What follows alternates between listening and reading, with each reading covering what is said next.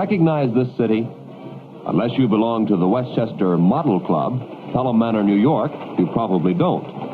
It looks real, but this is a model railroad, exactly 1/48th life size. Passing above, a diesel haul streamliner, copy of a Great Northern train. Club members build every piece of equipment. This road runs on a timetable. Trains always run on time. Westbound freight, complete with caboose.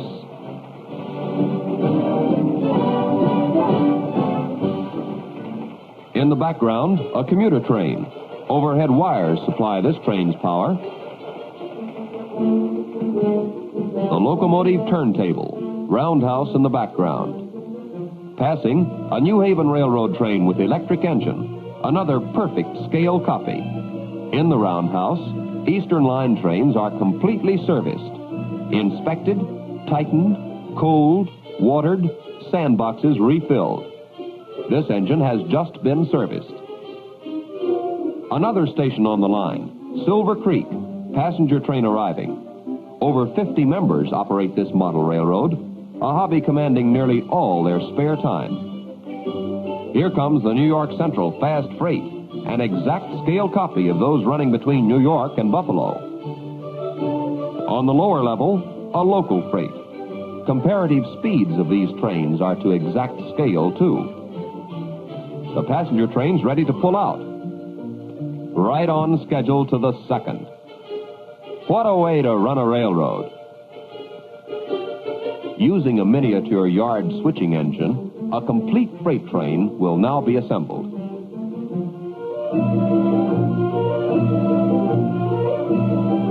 Mr. Russell Lockwood operating. Just as in a real freight yard, the old switch engine does the assembling, picking up loaded cars all over the freight yard, backing off past the switches to change track, then reversing. A slow process aimed at moving all the freight into one line on the makeup track. Past the switching point, the section will now reverse down into the makeup track.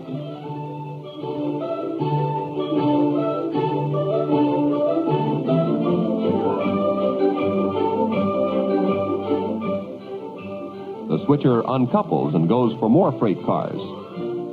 While the freight is assembled further, a word about who belongs to model clubs. Members include executives and clerks, salesmen and school teachers, garage mechanics and bank presidents.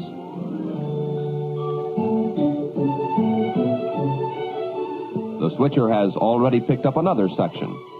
This too must back past the switching point and then reverse into the makeup track.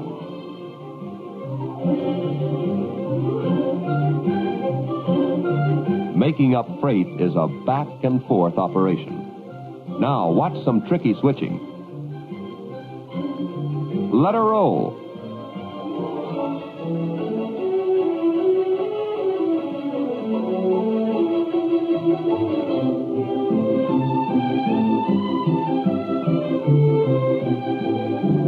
There, that does it. Oh, not quite. Seems to be something missing. What could it be? Mr. Lockwood seems to know. Our switcher certainly is after something. It must be down there by those ice houses. The yard engine sure is coming a long distance this time. Now we'll find out what he's after. Of course, the caboose. No freight's complete without a caboose. A locomotive, completely serviced, waits patiently while the caboose is coupled to the freight.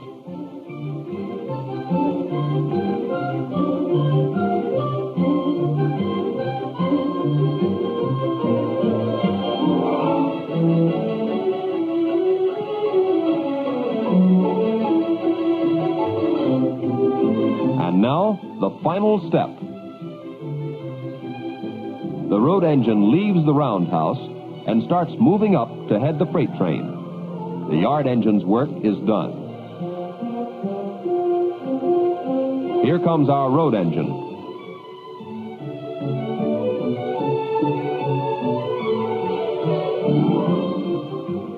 Now to back the engine to the load.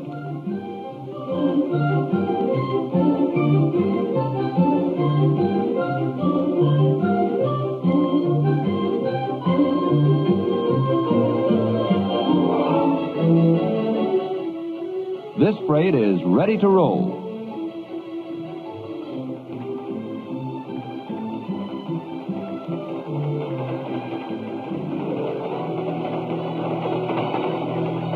There she goes, the freight you saw assembled in the yard.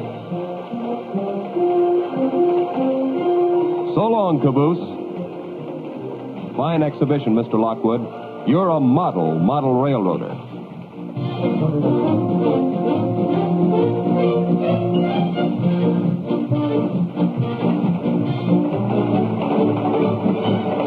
Here's something really unusual. A model circus train, made by a former circus man. The circus train is authentic in every detail. Look at the animal cages.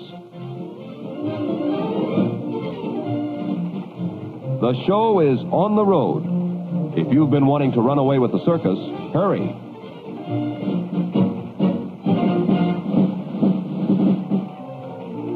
Here is a safe railroad crossing. See the warning signal flashing? All tracks clear for the mail train, New Haven Streamliner. This trestle up in the mountain division is so well built it will support a full-grown adult. A 350 engine, drawing power from overhead wires. Fun and perfection are the twin objectives of the men who build their own rolling stock on this model railroader's dream come true. A steam locomotive on the mountain line. Not all model railroads equal this one, but this club's devotion to hobby is equaled wherever men run model trains. All over the world, in shops, in store windows, or in the cellar of the house, running them or just watching. The little trains that run on time hold never-ending fascination for millions of model railroaders.